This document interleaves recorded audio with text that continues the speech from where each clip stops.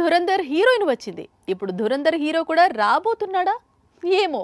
Industry వర్గాలు మాత్రం రణ్వీర్ సింగ్ టాలీవుడ్ వరకు వస్తాడని, అందుకు సంబంధించిన స్టోరీ డిస్కషన్స్ జరుగుతున్నాయని చెబుతోంది.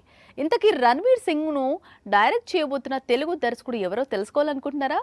అయితే ఈ స్టోరీ చూడండి.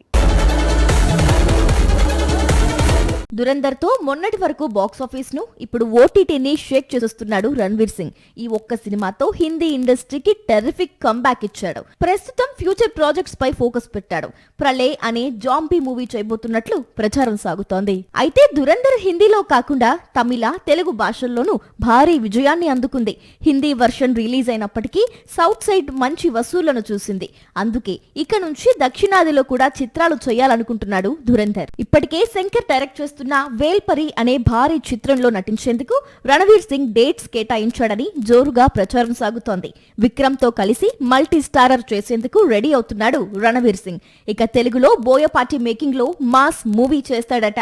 గతంలో అల్లు అర్జున్ కోసం బోయపాటి రెడీ చేసిన స్టోరీని ఇప్పుడు రణవీర్ సింగ్ తో తెరకెక్కించే ప్రయత్నాలు జరుగుతున్నాయట. ఈ విధంగా రణ్వీర్ సింగ్ సౌత్ సైడ్ ఇద్దరు పాన్ ఇండియా డైరెక్టర్స్ కు మళ్లీ కంబ్యాక్ కు అవకాశం ఇస్తున్నట్లే లెక్క.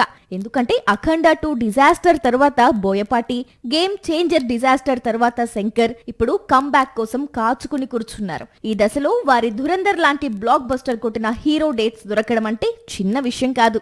సాక్షి టీవీ ప్రసారాలను నిలిపివేయటం చట్టరీత్యా నేరం. సాక్షి టీవీ ప్రసారాల కోసం మీ స్థానిక కేబుల్ ఆపరేటర్ను వెంటనే సంప్రదించండి. డిటిహెచ్ లో, ఇంటర్నెట్ లో కూడా సాక్షి టీవీ ప్రసారాలను వీక్షించవచ్చు.